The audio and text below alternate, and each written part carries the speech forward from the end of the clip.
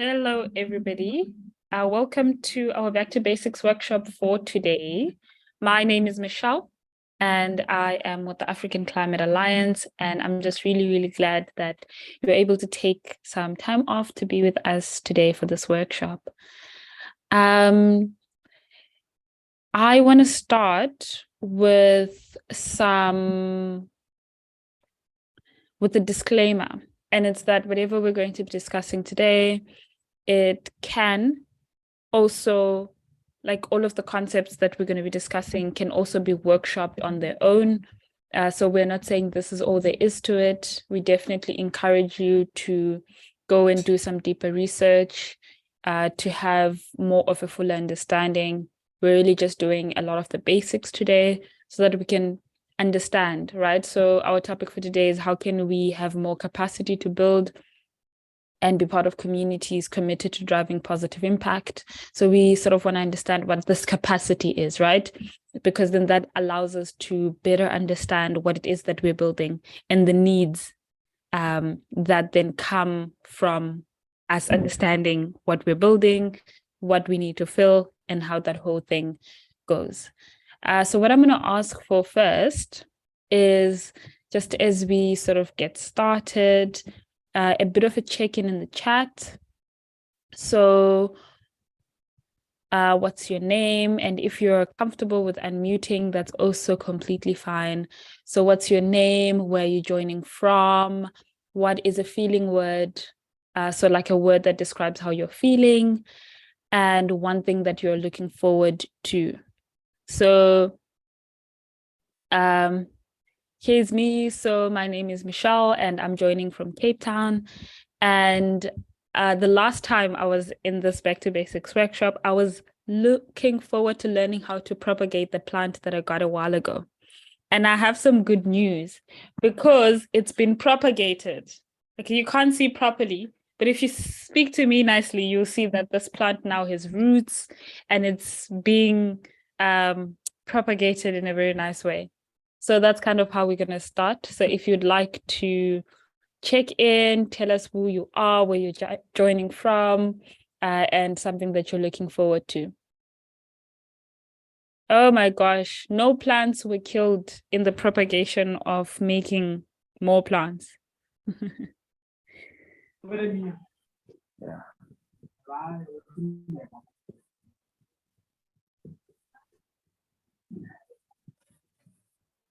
Polycarp, we can't really hear you. Go ahead.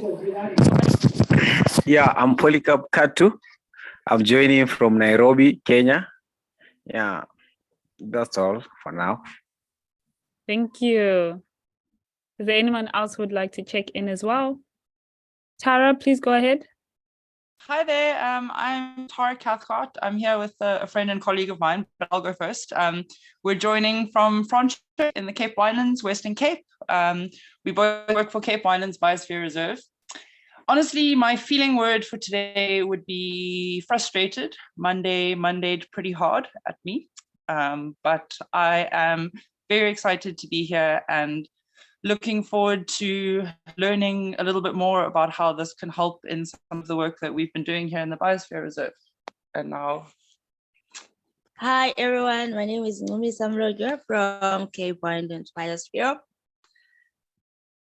Yeah. Cool. Cool. Thanks, guys. Tawanda, you can go ahead. Good evening, guys. My name is Tawanda. I'm here in Zimbabwe.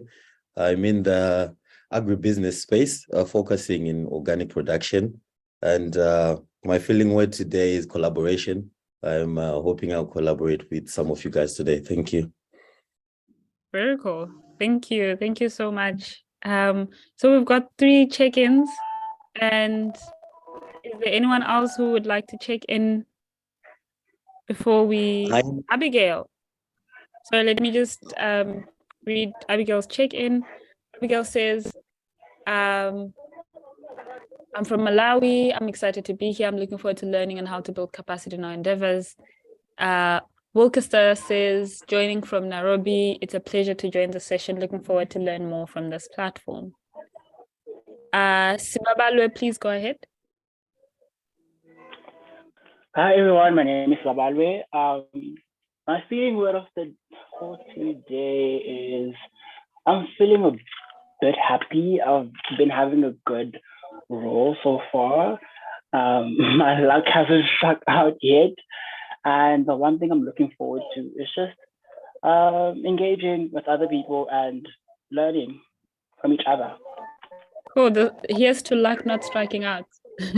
Nkosinati, please go ahead. Thank you, Mitchell.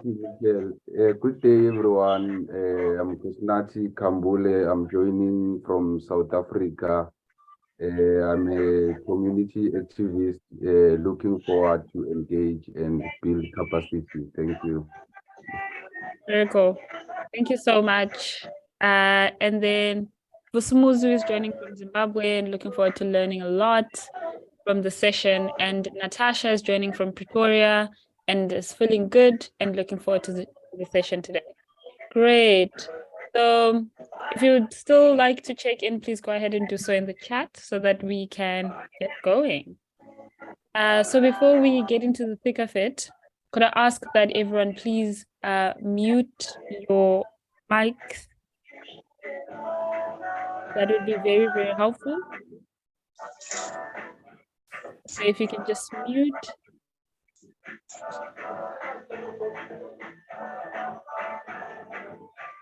There's some really great tunes I'm hearing, but I can't tell where they're coming from. Ah, great. Cool. So please just make sure to mute. If you'd like to contribute, please raise your hand and we'll be sure to get to you. So you've heard a little bit about me. I've got my colleague, Gabriel, who's in the room today, and I always do this. So I'm going to go, Gabriel, please introduce yourself. Gabriel Duna was going to do this. Yeah, always in the deep end with you. Hello, everybody. Let me turn my camera on for half a second. Here we are. Hi, Gabriel here. I'm part of the African Climate Alliance as well. And I'm going to be here in the chat mainly to offer some support with some of the links and more. But yeah, I'm here today to kind of help Michelle hold space. Michelle, over to you. Thank you. I also see another colleague, Cecile. I'm going to ask you to please introduce yourself. Hi, everyone. My name is Cecile Matabaro, and I'm joining from Cape Town, and I've just recently joined the African Climate Alliance, and I'm feeling quite excited for the session. Awesome. Thanks, Cecile. Cool. So we're just going to get started, and we're going to start with setting some context so that we properly understand why we're here. So one of the reasons why this was a very important session to have was because we understand that capacity building and movement building and relationship building, climate justice, as well as community initiatives, all are things that we've been throwing around, right? Like we hear someone go, oh, I'm going to a capacity building workshop, but what does it actually mean? And so that's kind of what we want to, get into the thick of. Because we want to understand what they mean and how they're applicable to our fight for justice in our respective domains. So in the different places of work, in the different areas of work that we all get involved with, what does this mean? And maybe even get into the importance of it, right? We heard some really great feeling words. We had excitement, we had collaboration.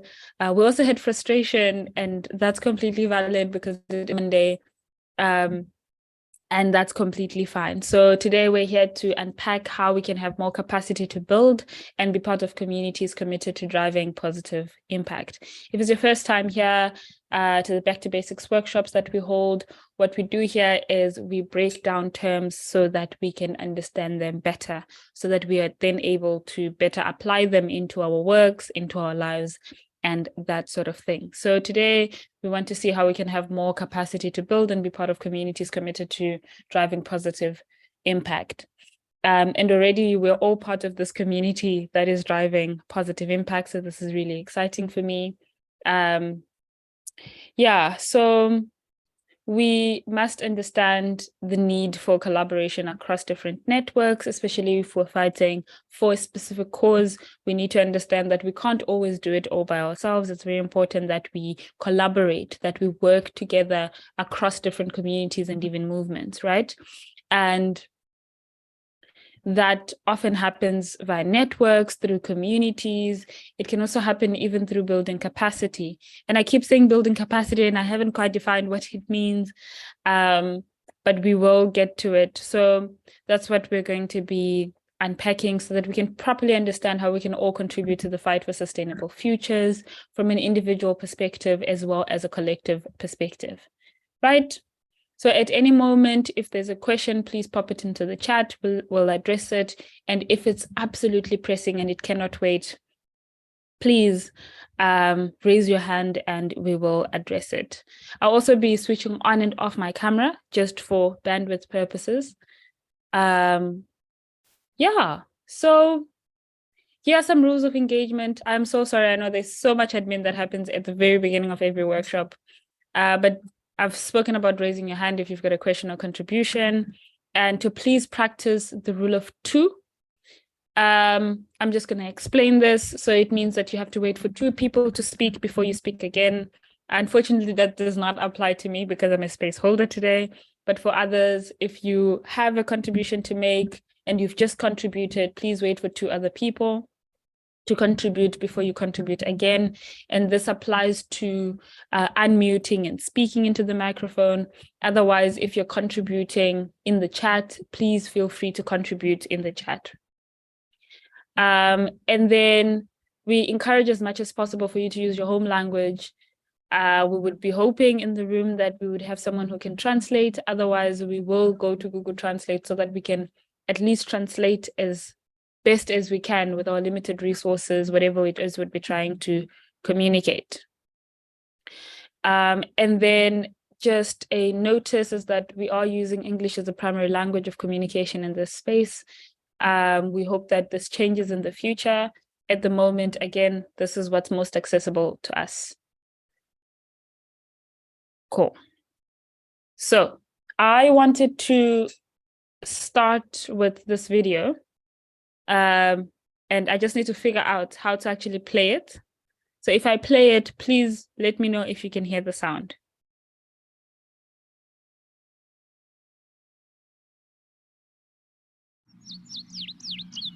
Hear nothing yet. These are Kappa. Yes. Good. No, Perfect. you're good. Okay, very exciting. Cool. So I'm just going to play this and then we're going to get into it. These are Kappa, Sid, and T. They are gathering knowledge. For the more we know, the more we can achieve. But they have a problem.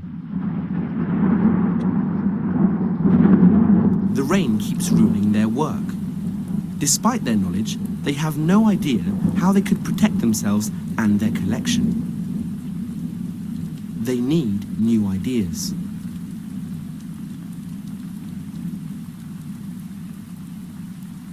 Someone has to head out in search of new experience, for development requires new knowledge. Along the way, Kappa meets other people. Together, they talk over their problems and look for solutions.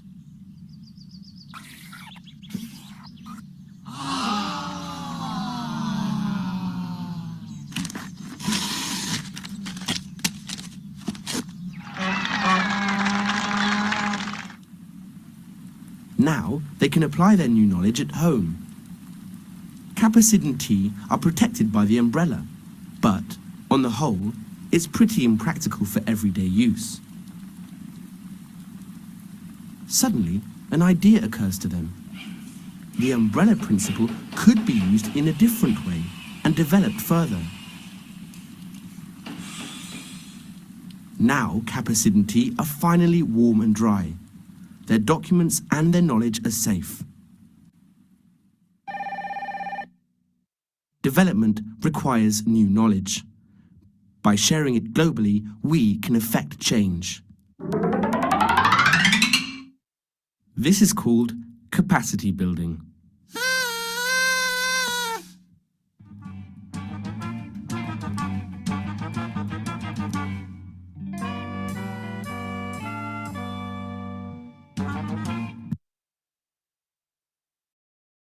Cool. So that is a little introductory video that I want to start with. You'll forgive me, I just need to figure out how this works.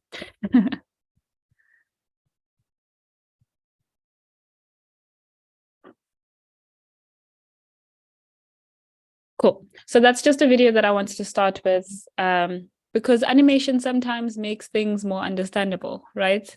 I find it helpful a lot of the times when I want to understand something, I need to see it. I need to kind of visualize it. And so that's what this video was all about. So then what is capacity and how can we have more of it? In very, very loose terms, it is our ability to do a task really, really well. And that ability of us being able to do a task really, really well influences how people and groups of people are able to then start an initiative and ensure that it is sustainable. So an example of this is I want to have a plastic picking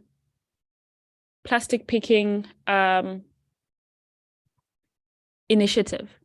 I would need to first, if say I understand what it is, but maybe my community does not understand the harms of having plastic pollution, I would need to have the ability to transfer knowledge. So to educate my community around plastic pollution and why it's so important for us to pick it up, right? So the initiative in this case is, you know, picking up plastic from our grounds so that it's safer for us, so that we reduce plastic pollution. But now the importance is to make sure that that carries on, because if that stops, it means that then it's no longer sustainable, right? So that act of picking up and cleaning up our environment needs to continue for generations and generations to come, or for many years to come even. So the ability in this case is the task being us picking up plastic and continuing to pick up that plastic to make sure that we have a clean environment that is then that initiative being sustainable, right? So that is in very, very loose terms. So when we start speaking about capacity building, we're looking at the improvement of a person or an organization's ability to produce, perform, or deploy. What this means is the ability to create something or to do something and the ability to transfer that. An example through ACA is maybe our ability to create climate literacy resources, our ability to then hold these climate literacy workshops, and lastly, how this knowledge then transfers or translates into the communities that we serve, right? So we can also use capacity development as a word here, and I will try as much as possible to use capacity building, but I might actually just use them both interchangeably. So capacity building, then in more of a formal definition, is the process of developing and strengthening skills, instincts, abilities, and processes and resources as well that organizations and communities need to survive, adapt, and thrive in a fast-changing world. In our case, we know that we work specifically for climate justice, in the broader social justice space. So we need to make sure that whatever it is that we're going to be doing, our work is always up to date. So that process of making sure that our work, our information, our knowledge, our skills is up to date and constantly being in a process of development is what is called capacity building, right? And it can look like understanding first what is needed, and then creating strategies to address the gap. So understanding what is needed in the case of, I'll give an example. We heard a little bit about being in the agricultural business. Tawanda, I think that was part of your check-in. So I am here gonna guess, right? You can correct me. one of the problems was that there weren't enough people in agriculture, or maybe not enough young people in agriculture. It could also mean that there was not enough food being produced. So the first step here was to understand what actually was needed. What was needed was to make sure that more food can be produced, and maybe even by more young people. But not just that, making sure that we have locally sourced food and not always importing food from maybe even the West or other countries. So that was the first thing that was needed to be understood. And then creating a strategy to address the gap. In this case, the solution was to get into the agricultural business. I would guess that Tawanda has some land that he works on. And the strategy here could have been grow more crops. Which crops? Grow more sugar beans, grow more peanuts, grow more vegetables. Growing more vegetables would need land. So all of that would be part of creating a strategy to address that gap, the gap being not having enough food or not having enough locally sourced food. And then implementing the solutions is then actually doing, right? The doing part of things is then the implementation of the solutions. So the actual going to get land through maybe speaking to government, through speaking to communities, through speaking to people who own land, maybe, apologies.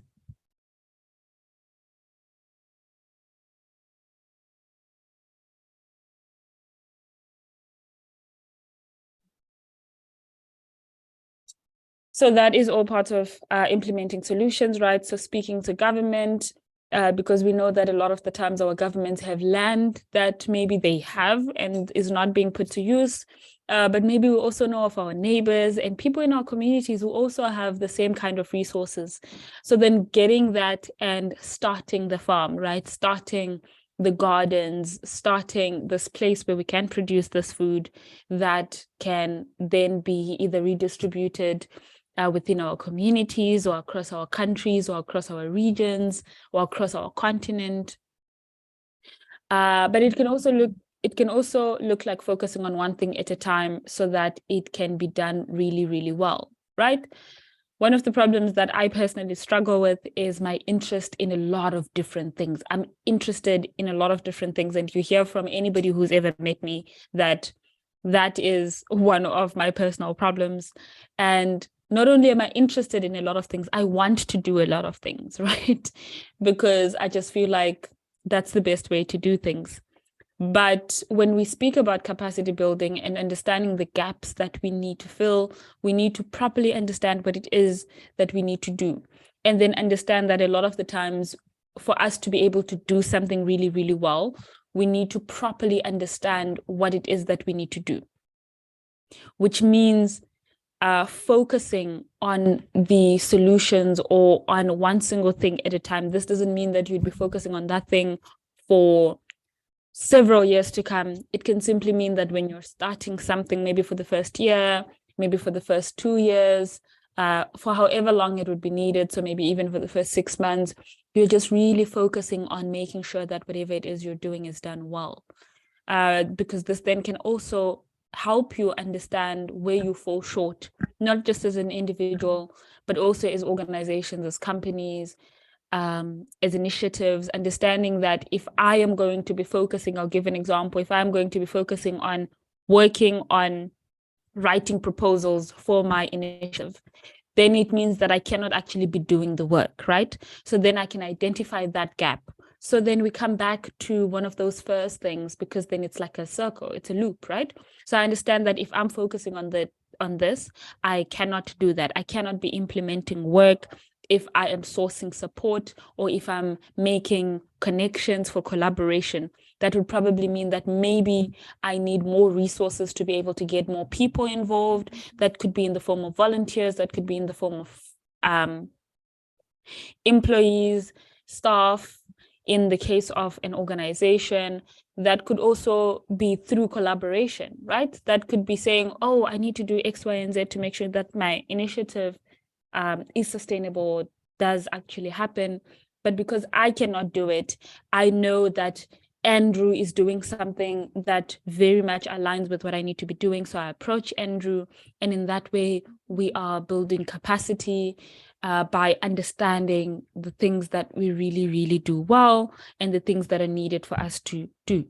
So for organizations, I've spoken about how it can look like hiring more staff and offering skills development opportunities, or opportunities to go to workshops for staff, because, we must always be improving ourselves.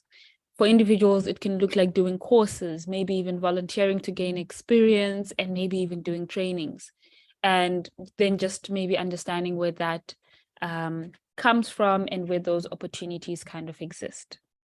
So why is it important that we speak about capacity building, especially in the context of building movements that are sustainable, that drive positive change?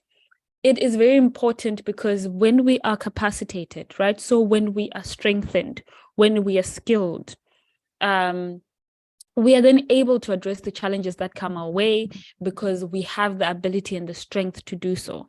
We now spoke a little bit about the agriculture here.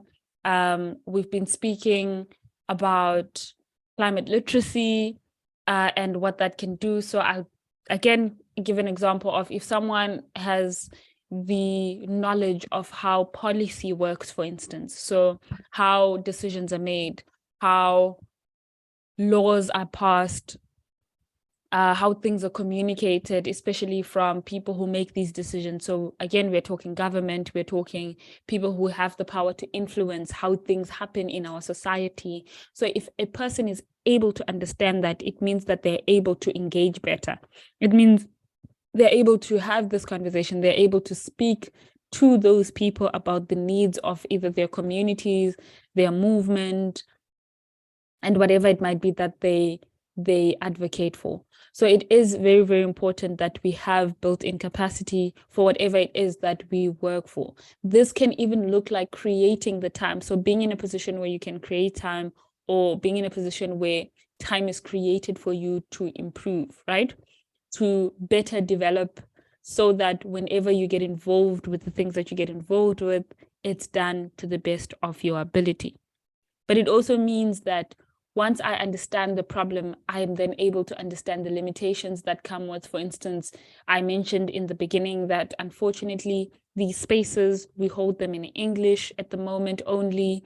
And in as much as we are trying to build capacity in terms of climate literacy, we also understand that a limitation that already exists is that we use English at the moment. And when we do translate, we are translating to other languages that we might not necessarily speak. So we would need to get people who speak those languages so that we are communicating effectively, right?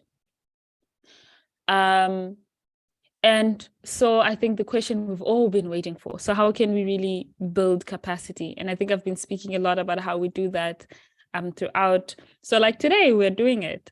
But we can also engage organizations, people, companies in our communities, community-based organizations, in our provinces, in our countries, and many more, to offer support for their cause or solutions to the problems which are present. This also goes into gaining experience for a specific thing. I also know that a lot of the times in this space, we have a lot of young people, and sometimes it's not always clear how people can get the experience they need to be able to implement the solutions that they have, or to be able to be taken seriously. Because there's that thing where to be able to work for a company, you need experience, but to be able to have experience, you need to work for a company. And it's always the cycle of, I need to do this so that that can happen. But for that to happen, I need to have done this. And so this is one way to build capacity.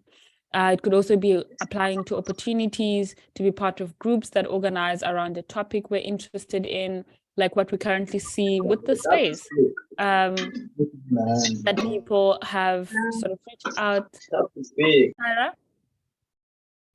Hi, could you please just make sure that your mic is off? Yeah, so just aligning yourself with people who are like-minded, people who are working around the topics that you work around is very, very important, because it means that you're able to pick up some of the skills that those people have, and you're also able to transfer some of the skills that you have. So in terms of refining the kind of work that we do, because we are almost always in collaboration with other organizations that do similar work. Maybe those organizations have been doing this work for longer than we have. We are able to understand how we organize, right? So how do we organize from a community-based approach? Maybe they have 10, 15 years of experience. Maybe we only have 5. So how have they been able to successfully mobilize around a specific topic? And how can we do the same? How can we take all of the good that they've been doing, all of the skills that they've sort of developed, and how do we then apply it to our own kind of context? So I just maybe want to pause here for a little bit and bring it back to the audience and just ask you guys for ideas on how we can build capacity and what this could look like in your context, in the work that you do, in your communities, in your country, that sort of thing. And I see Lerato's hand is up. Lerato, go ahead. Evening, everyone. Hope all is well.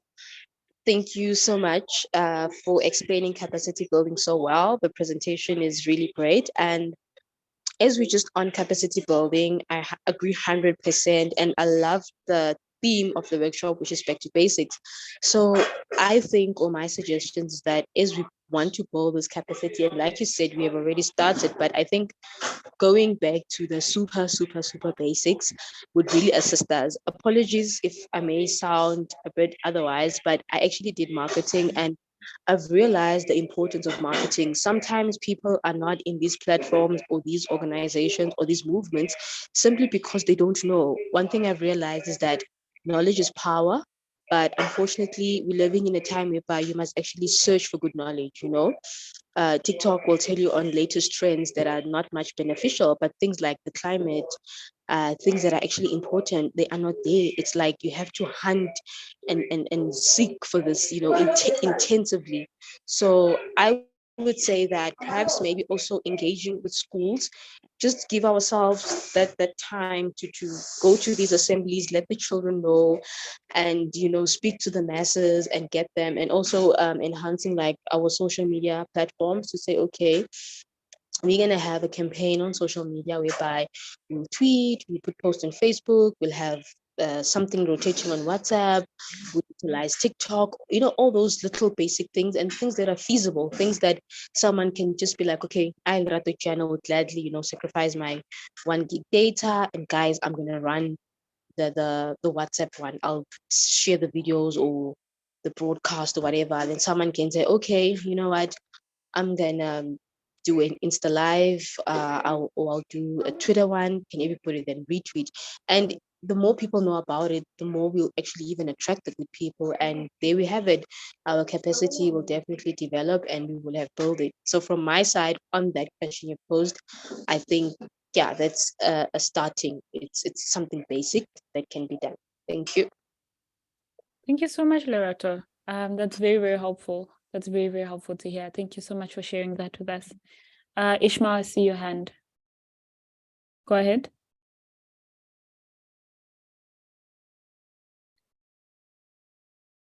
Ishmael? Hello. Hi, we can Hey, hear you. everyone. Yes, I also would love to express my gratitude to how you simplified the capacity building notes and presentation itself. Basically, it might permit a local we say more than one thing is intensive. We need the other from what I've been seeing. I'm really learning from you guys, and it's really nice to learn from other people as well. Thank you. Thank you so much, Ishmael. I'm going to ask you to please say that to us again. We were losing you a bit. I think network is a bit choppy. Could you please tell us again what you've just said? Hello, Yes, we can hear you. Go ahead. are you able to get me now? Yes. Yes, I was saying there's a saying in my mother tongue which says "Omo noe, omo tausalanda," meaning one hand cannot speak a lies. Mm. So we are interdependent on one another. No man should be an shun away from sharing my ideas. Or shouldn't have to put up.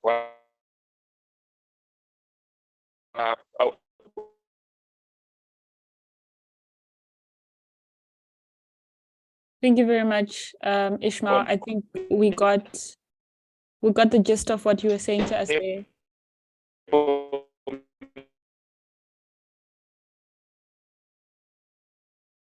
Cool. Thank you so much for sharing that. And I think all of those are really, really important, right? Because part of why we're here is so that we can understand capacity building, and also then, you know, how can we then apply that into the different works that we do, so across the different movements, and how can we then drive for positive impact in that way.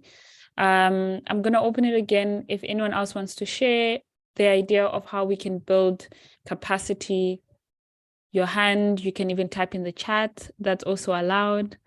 So please feel free to do that. Gabriel, I see your hand, but I also see Polycarp's hand. So I'm going to give Polycarp an opportunity and then to you, Gabriel. Go ahead, Polycarp. Okay, when you talk about capacity building, no, for me, so that capacity building can drive towards a positive impact, we can talk about education and training, which is a very key in capacity building, as it increases the suitability and institutionalization of the information and knowledge, for example, about climate change or about a problem which is affecting what? A certain community, something like that. So like we can talk about education and training, maybe workshops, something of the sort, because like it increases the suitability and the institutionalization. Thank you. Thank you very much, Polycarp, for that. Gabriel, you can go ahead. Thanks, Michelle, and thanks everyone for such deep and insightful contributions. I think my only contribution is just that it looks different for everybody, you know, and you shouldn't be discouraged if someone views your form of capacity building as invalid. It's because they're not necessarily in your field of work. And yeah, there's different techniques to build capacity with people. And I just wanted to add that contribution to the space because I'm hearing different avenues of work, different focuses and more. And I think it's so important to acknowledge the fact that there are different techniques to build capacity, and those different techniques work for different audiences as well. Thanks, Michelle. Thanks, Gabriel, for that. I also see that Cecile says, I think we can build it by understanding the area of impact we want to have. Once that's clear, we can then build capacity based on the needs required to achieve that impact. Absolutely. Tara, I see your hand. Please go ahead. Hi, thank you. Really interesting discussion and points raised so far. I think I'm mostly going to just speak from my experience in the project that I've been working on implementing so far. It's called the Be Resilient Project, and it's around climate change adaptations, but it's been a very slow process. And for me, the first challenge in this capacity building was getting an understanding, getting people in communities to really understand how climate change impacts them currently and is predicted to impact them. So when we started the process, most of the people that we spoke to, if you ask them, are you worried about droughts? They're like, no, not really. We're worried about how we're going to feed our families tonight. So most of where we're working they're mostly urban and kind of peri-urban communities. So people who are not relying on agriculture for subsistence. It's a slightly different detached environment. So getting people to think about stuff like during day zero in Cape Town a few years ago, the water rates bills went up, and that had a huge impact on low-income communities. And the second phase of this has been by allowing people the space to talk about their challenges and to talk about solutions and to co-create solutions with experts in these fields, and to be given that space and that platform. It's really allowed a sense of confidence and instilled with that capacity. I think it's also important, that sense of like, we can, we believe in ourselves and we know that we can do this. So I think my 2 points from my experience are, number one, understanding in terms of impact, and number two, confidence in terms of we can actually do this. We have the skills, we are empowered, and we know what we're doing. Thank you. Absolutely. Thank you all for sharing all of that. I think those are very, very, very useful contributions, and they're very, very real, right? And it's very important to also understand that when we speak about capacity building, like we heard earlier, is it doesn't look like any one thing. And that's why I did not say this is the way to build capacity, because that would not be all the way true. It might be partly true, but it's not always true. Because there are different ways that we can build capacity depending on the context in which we work. And it's very important, right? So like when we start looking at Africa as a continent, we start seeing that when we do speak about these environmental challenges, people have much more serious challenges. Like just from an immediate assessment, looking at whether or not someone should worry about climate change that's coming in 5 years, or that person feeding their family, like we've just heard. Feeding their family takes precedence, right? It is a lot more important. So then how do we work to make sure that we can then make sure that the problems that we're working for, the movements that we work for and that we push are or can be understood to be just as important as, like making sure that you're future-proofed, making sure that when these problems do come, or that they are coming, it's not even a when, or when they have come, how then are we able to adapt to those changes? Like with the impacts of climate change, when a flood has happened or when the flood is coming, how are we able to think about evacuation, maybe, for instance, or how are we able to think about, as communities, as movements, as countries, how are we able to think about how we house people after a disaster has struck? So all of these also contribute to capacity building. So are people equipped to be able to save their communities? Are they able to then get involved with rescue operations? These are all just examples, right? So if we speak about rescue operations, we're talking about, do people know how to swim in the event of a flood, if they're not got to in time, right? So the whole process of making sure that those people are then able to survive, that can also be capacity building. But we can also look at it from a skills development perspective. Are people able to develop the skills that they need to make sure that maybe they can have a food garden in their homes? Or are they able to even speak, right? Are they able to engage with the next person? If somebody who said, I can change your life today, tell me what the problem is and maybe I'll fund it. Are those people able to properly articulate their problem? And it's not even about maybe, oh, that person speaks nicely, but are you able to translate the messaging across?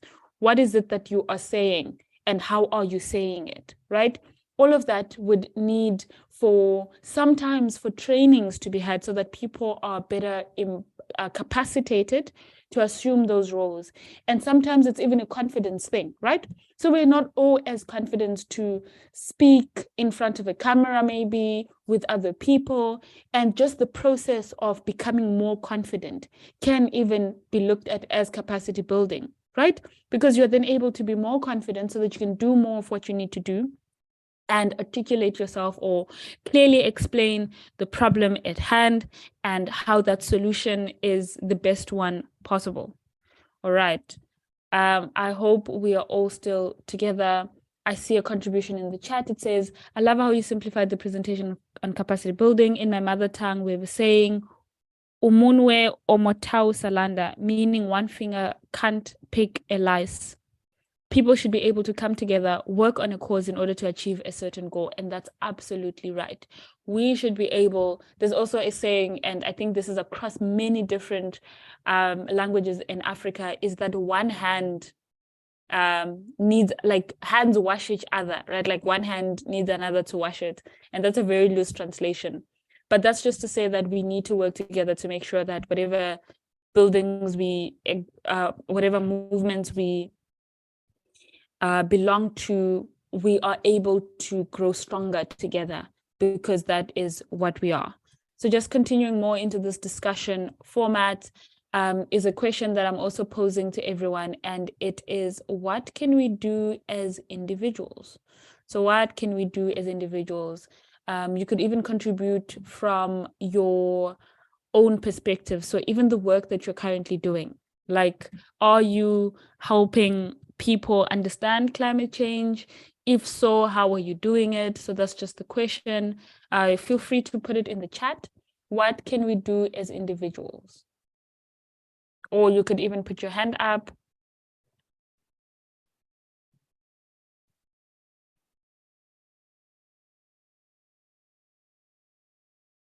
I see Lerato again, please go ahead.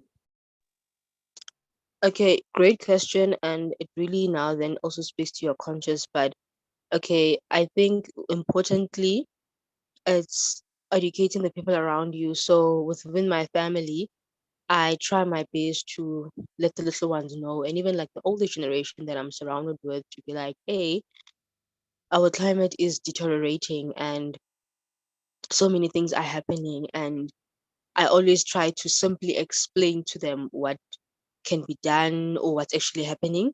I also have a habit of being super plastic conscious. So what happened is I recycle a plastic more than 20 times. So whenever I go to stores, I actually don't request for plastics, and I'll be like, let's just save the planet. So whatever plastic I have, I will take it like at home, I'll use that. And I just try my best to conserve plastic. I don't know why, there's something in me with plastic. So even if we bought something, I'll always ask the person, let's say if I'm visiting someone, I'll be like, are you throwing away these plastics? Can you not use them? Can you not utilize them? If there's a project or whatever for school kids, my first thing I think of is plastic. So on an individual basis, I'm super plastic conscious. Like me and plastics, I don't know, not that I really love them, but I just feel they shouldn't be there. So I try my best to make sure that they don't get produced a lot. I know it's a very small scale, but yeah, I'm just plastic conscious.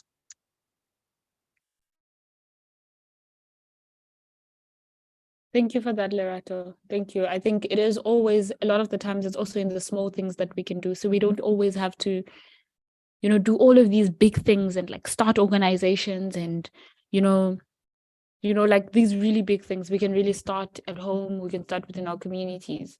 Tawanda? Thank you very much. Quite an interesting conversation that we are having. In my line of work, I'm in agribusiness, and as I mentioned earlier, my company focuses on producing purely organic vegetables, right? So you find out that you face a lot of, drawbacks from people from the market, because most people expect organic food to be very pricey. So ours come cheap and they're speculative. Is this really organic? And it begs us to build that capacity of knowledge of why we are doing it and why it is cheaper for us to produce organically and at the same time to supply to the market organically. And on the other side, I represent young farmers in the Bill and Melinda Gates Foundation. And in this space, I have a lot of contacts in the climate sector. Like, for example, 2 months ago, I was speaking at the Africa Summit, and I met a couple of individuals, which I would want you guys as young people to get to know and understand climate change as we are experiencing it. Sorry about that. Hello, can you guys hear me? Yes, we can hear you. Yes. Oh, yes, like in the climate space. So it's, like I said before, collaboration is our first step towards, a climate conducive perspective as young people. You find out there are a lot of people who have information on climate change, but it's not available to us. That's number one. But if we collaborate, we can tap into that information. And at the same time, it's very important for us now to empower the capacity builders, like what you guys are doing as African Climate Alliance right now. It is very important because you find out that some information that we go to our communities with, as much as it is good information, it does not fit their understanding. So there's need for us to deduce that information. There's need for us to deduce that information for our communities to understand. You cannot go to your community and start explaining about carbon credits, greenhouse gases, ESGs. They do not even know what that is. So how can we incorporate and collaborate with people who know how to deduce this information for our local languages, our native languages, and simplify it for kids in primary school? So that's the other focus of capacity building if we are to achieve what we are looking for. Thank you. Thank you so much for that, Tawanda. I think those are very, very important things, right? If we can share information, it means more people can understand, which means even the work that we do can have more impact, because it does not make sense a lot of the times for us to keep doing something while the people don't understand why we're doing it, especially if our work is driven for the people, right? So that's definitely important. For Sumuzi says sharing information is key. Information is power. Enhancing each other's capacity makes people conscious of the cause we're pushing for. Absolutely. Tara, I see your hand. Please go ahead. Hi, it's not Tara, it's Melissa, her colleague. Melissa, hi. Please go ahead. Thank you. One thing that I've noticed on the project that we are basically running on our side is that we need to go to communities because we need to listen. We need to listen to them. We need to give them the platform to talk about climate change, because what I've figured out is that they know the word, but they don't understand what does it mean. At the same time, we as youth, we don't take things that you don't take to the point whereby we need to research and go to research about climate change at first, and then we implement that at home. But ever since that I've started in this project, at home, we're saving water. Bathing water, we're saving it and flush on the toilet. I know somewhere, somehow, it's wrong, but it helps on the bills. Because when day zero comes into Cape Town, and then it's gonna be a huge difference on the rates. Secondly, the communities that we are working with, they always talk about recycling. But what we are lacking on is resources, and we don't know where to get the resources, or where can we try to find like funding that we can run the project that will help them to recycle on the litter that they are doing by themselves. And then that will go into basics, meaning that we're teaching our senior citizens at home, and they will implement that to their grandchildren, because this is one part of our social issue of teenage pregnancy, and then we leave them with the grandmother, and then we go and find our lives in the future somewhere else. So I believe that if we could listen to the ground in all ages, and then things could happen in a flash. Thank you. Absolutely. Thank you so much for sharing that. I think it's very, very important. And I think that using gray water and reusing water that's already been used is great. It is amazing. So please don't feel like it's wrong somewhere, somehow. It's amazing because you're reusing water. And thank you so much for sharing that. I think it's also very important for us to understand the needs of the communities that we work in, and hearing, listening as well. so that whatever we do can be effective. Anna, I see your hand. Please go ahead. Okay, so what we can do as individuals, again, we can think of capacity building as a business. We build one another. When it comes to plastic pollution, we can beat plastic pollution by maybe making walking bags, cotton bags, so that a lot of people can be using cotton bags instead of plastic. Thank you for that, Anna. Thank you so much.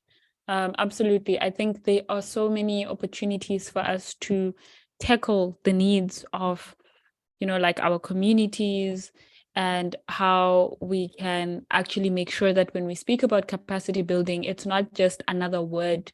It's not just us saying, oh no, we are building capacity. We're actually doing something with it, and something that has real results. Abigail says, encouraging recycling, reusing, and reducing projects right from our homes and our communities. It then will ideally serve towards making the difference towards responding to reducing the effects of climate change. Absolutely. And someone says, engage in volunteer work or community initiatives related to your field of interest, contributing your skills and expertise to projects that benefit others, not only enhancing your capacity, but also helps address social challenges and creates a positive impact. Absolutely. Thank you so much for sharing that. Please also remember that the chat is there for us to use it. So if you're not so comfortable to unmute, you're more than welcome to, use the chat as your space for contribution. We're nearing toward the end now, which means that we have time and space for Q&A. So do we have questions and answers? Do we have things that we want to ask each other so that we can be in a position where we can better help each other? I see Gabriel is crying. I know. I never like for things to come to an end. But this is the time where we can have Q&As. So just based on what we've been doing up until this time, this moment, or anything else that you feel like you need more clarity on, maybe you need to understand something, maybe you want to ask someone else in the space a question, please go ahead. I don't know, Anna, if that's a new hand or an old hand. That was an old hand. To lower my hand. It's okay. Lerato?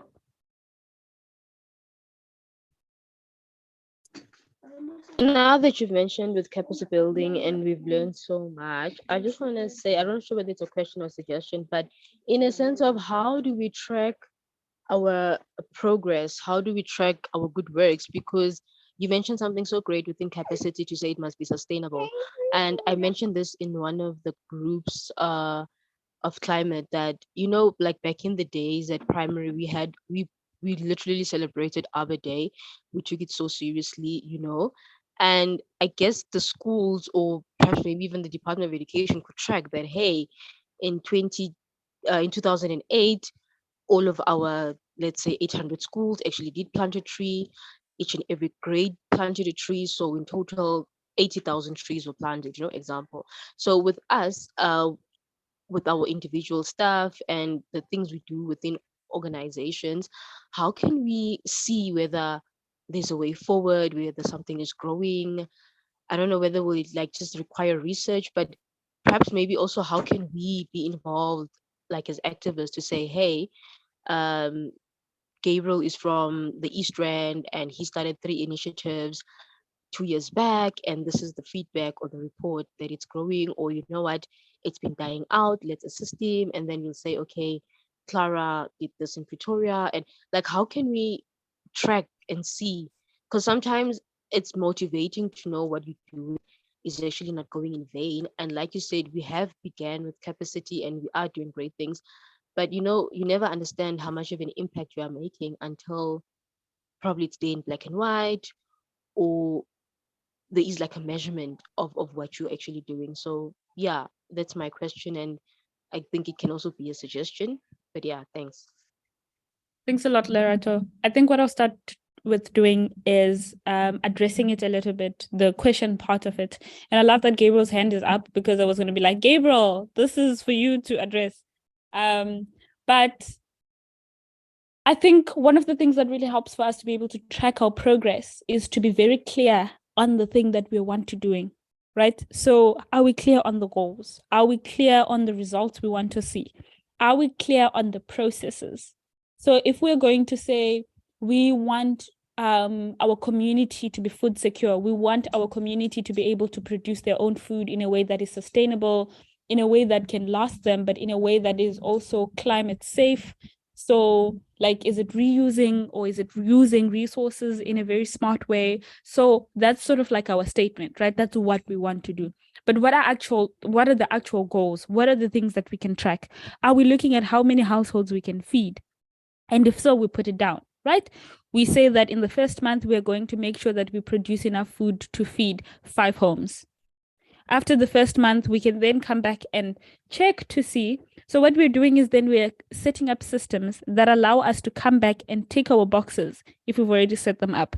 If that first sort of 3 months, that trial group was successful, it means that in the next 6 months, maybe we're doubling the number. We're looking at 10 houses instead of 5. And after that, we're looking at 15 houses instead of 5. But it's not always as easy as saying we've started in 3 months and we've got result, and so we must continue and we must make the project bigger. It also means looking back and assessing how we can improve our processes. That means if we were feeding, maybe our food was getting ready or our crops were getting ready for harvest at 5 a.m. in the morning, for instance, how do we then make sure that maybe 5 a.m. is not very convenient? How do we make sure that midday is best for people? And how do we make sure that they can then collect their food at that time? You know, so these are very, very loose examples, but these are some of the ways that we can make sure that we are able to track our progress and we're able to understand the actual change that we're driving, so that when we come back to the drawing board and we assess what it is we needed to be doing in the first place, we're able to refer to where we started, the progress we've made, and we're able to compare that with where we are, right? So I think that answers that a little bit. Gabriel, over to you. Thanks, Michelle. I won't take much. I think you've hit the nail on the head. And it's so important to acknowledge that, you know, there are different ways to build it. There are different ways and things that we need to acknowledge, you know, going into it. It's what is the impact? And then when you do the kind of implementation of it, you don't just disappear, you know, because otherwise you're basically throwing a net into the ocean, hoping to catch fish and then walking away and leaving it and not ever going to check. You know, you're just assuming that it worked. Or rather, instead of using that analogy, just you're throwing seeds into the ground, not taking care of it. And that's a very important thing to acknowledge. I think, Michelle, I'm not going to take much away from what you've said, other than just add the addition to it, which is something that I know it sounds gross sometimes, but reporting. I think one thing that we acknowledge, and I think Lerato was talking about now, is, you know, knowledge and knowledge storing systems. I think a big part of why we are in the situation we are right now with climate change and a lot of social injustice is because a lot of indigenous knowledge wasn't stored. And so we don't know the different skills and techniques that those before us had built into place. So that capacity building that we could have developed from knowledge of the past is completely lost to many of us. And so how we track it is more than just feedback forms, but it's also how we store it and how we continue to build and grow from it. So we're able to see where we started and where we're going. Thanks, Michelle. Thanks a lot for that, Gabriel. Tawanda, I see your hand. Thank you very much. I wanted to answer partly what Lerato was asking on how can we track the impact that we're doing in our communities. I will share with you guys, I don't know where, but they're what they call the Sustainable Development Goals Acceleration Action.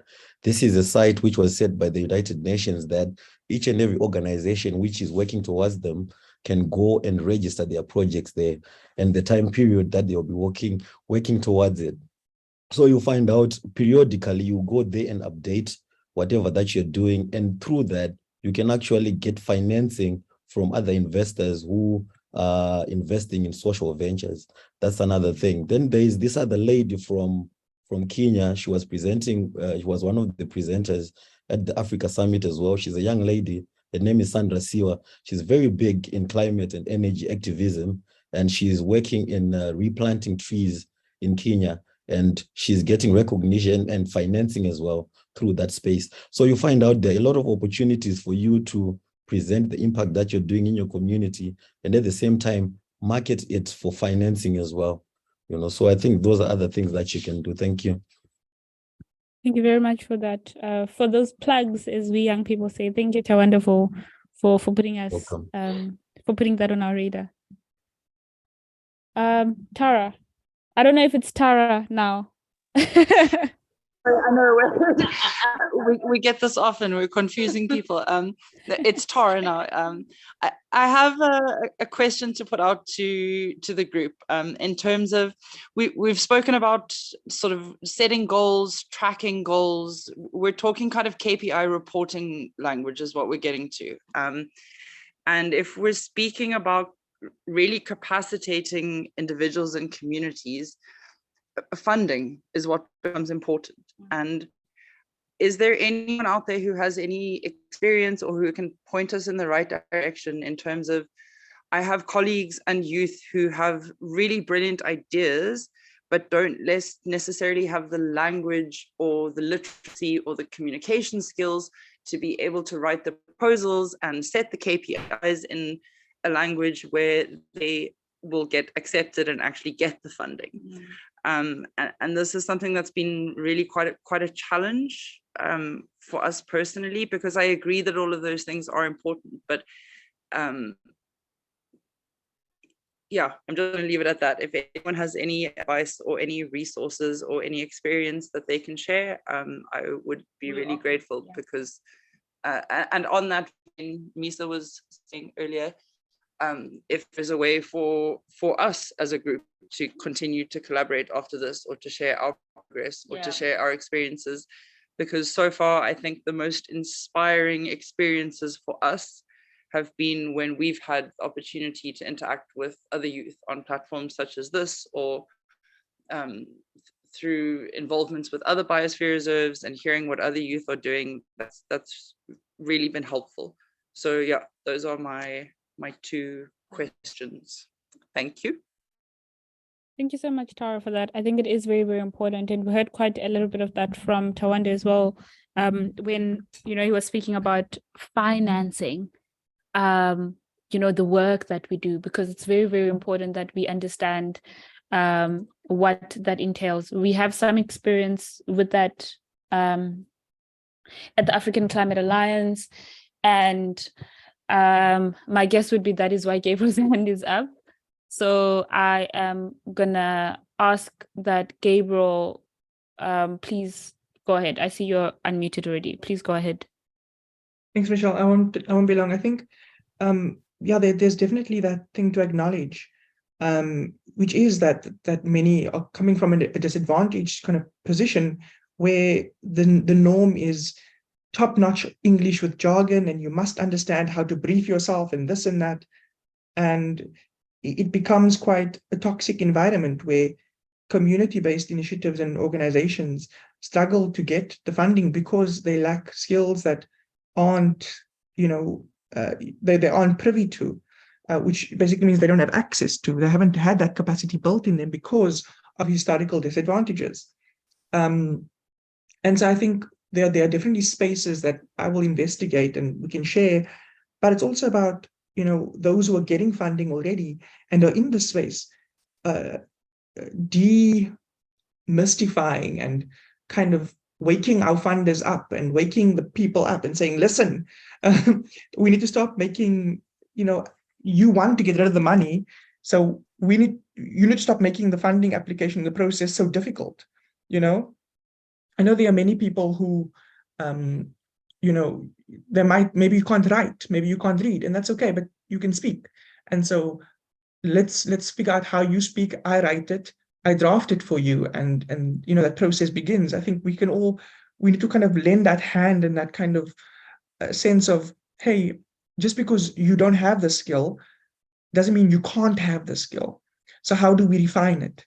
And if you don't have the foundation of it, then how do we build that foundation so that you can kind of get to a point where others can assist you? But it's definitely not just about us building our own capacity, but it's about us building capacity within funders, donors, and more, so that they can properly have a connection with community initiatives, community organizations, and not require 10-page funding documents, but rather like a cool, what do you want to do and how do you want to do it? And walk you through and hold your hand with the process. Because honestly speaking, they want to fund that work, but they also want you to have the best looking proposal. And oftentimes it's very difficult to have that balance. And so if they want to fund that work, sometimes it's important just to ask, hey, we've got what you want. Can you assist us in making it what you need? And then that process begins. I think we should not be scared of our funders, but rather look at them as funding partners. How do we get what we want from them, and how do they get what they want from us? And how do we put that into action? Thanks, Michelle. Thanks a lot for that. I think I definitely wanted to also stress the bit where we should not be afraid of funders, because I think what often happens is, because these people can control the narrative because they have the money, we often don't always feel empowered to advocate for ourselves, to say what you're saying is not realistic, this makes more sense. And I think that is exactly what we need to, that is exactly what we need to be doing, right? We need to be changing the narrative around our relationships with funders. And that's one of the things that we do at the African Climate Alliance, is we're able to advocate for our cause. We're able to advocate for the work that we do, in part because we have tried and tested methods. We've said, this is what we've seen to work, and this is what we need funding on, and this is how the reporting process is going to go. And a lot of the times it really does work out for us. So I think it's also that bravery and a little bit of that confidence that's also needed when we start talking about financing our work and making sure that we can increase capacity, because being able to afford the work that we're doing also falls under capacity, right? So if you're undercapacitated as an organization, for instance, you're not able to pay people, a lot of the times the work cannot continue effectively in the way that it should, because you don't have the resources, because money is a great resource for, making sure that our work moves forward. Tawanda, I see your hand. Please go ahead. Thank you very much. When it comes, I'm actually having problems. I have one colleague of mine who I work with when we are talking about, we usually focus on climate action when we are on the global, on summits and when we go there. And one of the biggest problem currently is that you find out that climate finance, 80% of climate finance is coming as loans, and 20% of it is coming as grants, which means the option for us as youth to get that money, especially when we do not have the tools that Tara was talking about, how to lay it up to someone funding us, then it's a major problem. It's almost impossible, right? But there are other avenues. That's why we need to start, getting this African Alliance group to more than an hour, because you find out there are a lot of people that I'm in contact with who are helping raise funds for nonprofit organizations working with the sustainable development goals through Bitcoin and blockchain, where they have in their circles, they raise money to fund the projects that we are doing here. So you find out there are a lot of those options around, but we need to collaborate and connect with people working in those spaces. There are a lot of options, and there are people, even myself, I do trainings in Nigeria. I train small girls there how to start their business, entrepreneurial business in a sustainable manner. And if they start doing that, in a couple of years, they can raise their own finance to finance their program that they'll be doing in their communities. So there are a lot of strategies that we can use to raise finance, not just going to people with money and ask for money. we can actually raise it through our systems and our communities with what we know and with what we have and the people that we know. Thank you. Thank you very much for that. And I think that's also very, very important. I think we can definitely exist in a world where we can get funded by other people, but also generate our own funds. And I think that is also just as important, not to always just look on the outside, and understanding that we have what we are able to generate these funds. So it'd be really interesting. I see a lot of suggestions in the chat. I see future workshops on funding proposal writing, and funding applications. I see all of that, and we will look into it, and we'll be sure to communicate. I just wanted to come back to, there was a question. Ishmael said, how can I build my confidence in communities to communicate matters around climate change in order to build capacity? I think part of what we can do is, firstly, understand what it is that you're talking about, understand what you want to communicate. Sometimes the confidence comes after, but a lot of the times when you are very sure of what you want to say, you can even practice in the mirror. I know it sounds a little bit ridiculous, but if you stand in front of the mirror and you practice what you want to say, you will be able to gain confidence through that. So some of it is also a lot of practice. A lot of it is also engaging. A lot of it is also not being so scared, right? So take away the fear, because you already have what you need inside of you to make sure that you can communicate to the people that you need to communicate to. So Ishmael, I hope that answers that. Andrew says raising funds on our own can make us achieve more, and how exactly we would want what we want to achieve. Sorry, I'll just start again. Raising funds on our own can make us achieve more, and exactly how we would want it done. One depends on funding, one who depends on funding dances to the tune of a funder. And that's absolutely correct. So it would also then go into this idea that how then do we make sure that we're able to advocate for ourselves so that we're not dancing to the tune of a funder? So I really must say that we are 5 minutes to finishing. So we're nearly there. And it does make me sad because I feel like the conversation was just starting. However, we did say this would sort of happen within the hour and 30 minutes. And unfortunately, we're coming to the top of the hour, which means that we do have to make sure that this conversation can continue outside. So I have a little bit of a suggestion, and it's that we create a mailing list where we have everybody who's in this room or everyone who attends our education workshops, and we can then have all of those contacts ready so that when we send out opportunities, when we send out information, when we send out tools, you are able to get them, and we are able to speak to each other. So we do have contact details as well. You can contact us. I mean, if you need anything, if we can provide support with that thing, you should feel free to reach out to us at team@africanclimatealliance.org, and we'll be sure to respond. I see there's so many opportunities for collaboration. If you would like to collaborate with someone who is in the room and you've heard them, you reach out to us, we reach out to them, and then we can make that happen potentially. Otherwise, I trust that people have been exchanging contact details in the chat, which is great. So you'll find that the data link has been shared in the chat. So make sure to fill that out with your details. Make sure to fill this form out with the same name that you registered for the session. Because if you have a middle name or you've got a different name that you're going to put on the form, and we can't verify that with the name that you used in the session, unfortunately, we won't be able to reimburse you for data. So please make sure to do that. And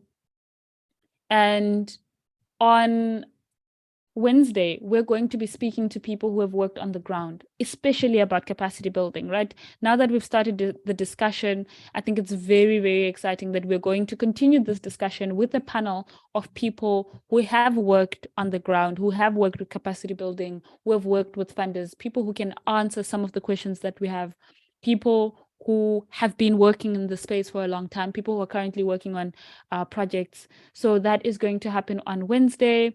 We are going to be looking at these practitioners who have been part of community mobilizations and grassroots organizations and have worked toward facilitating capacity building, movement building, community mobilizations, as well as relationship building. The conversation is going to help us understand and know what our capacity needs are as individuals, and as organizations. We will be announcing those panelists soon. So please make sure that you register. This will happen on Wednesday, 28 June. Same time, 5:30 to 7 o'clock. So just as we go toward the end of the workshop, it's important that in everything that we do, we have to make sure that the experiences of people are put first. So especially the experiences of the people that we work with in the communities that we work with, because those experiences are the ones that can better inform the course of action or the way that our work is supposed to look like. So that is very, very important. It's very important to always make sure that we understand that we must center people, we must center their experiences, we must center their needs, especially when we develop solutions, especially when we work in the ways that we do work. It would not make sense for me to come up with a completely unrelated solution and it help nobody. So that's very, very important to understand. And then driving positive change, and I think we've been hearing a lot of this already, driving positive change will need for us to fully understand the context in which we work, the problem we need to solve, and the support we need to make sure that those solutions are developed and implemented. We've already kind of heard a little bit about funding, but we do know that it is so much more than just funding, right? And that is, for us to be able to do our work efficiently and effectively, we'll always need to put in work to ensure that our movements are strengthened. And I think part of what we're doing today is strengthening movements, is strengthening the movement, is strengthening our network, so that we can make sure that we are able to stand the test of time, right? To make sure that we are able to deliver something and drive positive change in ways that are sustainable. Because this for us is not just a once-off thing. It is for us to make sure that it keeps on going, right? So that these are resources that stay, but so that when we are strengthened, when we have all these skills that we would have transferred to each other by means of engaging in this space, we then know that if I am to no longer be on the earth, it would mean that someone else is able to carry on the work. And that's kind of the point of why we do the things that we do, right? To make sure that it is sustainable. So with that, I would like to just thank everybody for making time to be with us today and really just sharing a lot of your experiences, sharing a lot of your knowledge. It's been really, really exciting. I've learned so much already just from being part of the space, and I do want to thank everyone for that. It is very sad, but unfortunately it is 7 o'clock, and I am sad to have to say that this is where we say goodbye, but it's not goodbye forever. It's goodbye for tonight until we see each other again on Wednesday. So thank you so much for coming through. Please make sure to register for the discussion that's going to happen on Wednesday. Some of the questions that we've already had, those are going to be addressed on Wednesday. And I'm really, really excited. I'm so excited for that panel because a lot of the questions that we've already had here are going to be addressed there. And these are people who can tell us, if a funder does this to you, this is what you do. If you need more, capacity, this is how you build capacity. So we've sort of laid ground already for how we can then go into that conversation, because now we have a little bit more understanding of what this means. So again, thank you so much to everyone who has made time to spend it with us this evening. We are extremely grateful, and we thank you so much. In the chat, you can maybe just tell us if there's one thing you're looking forward to this week, and if you've learned something, and if you have, what that something is. So just as we say goodbye to each other, please do that in the chat.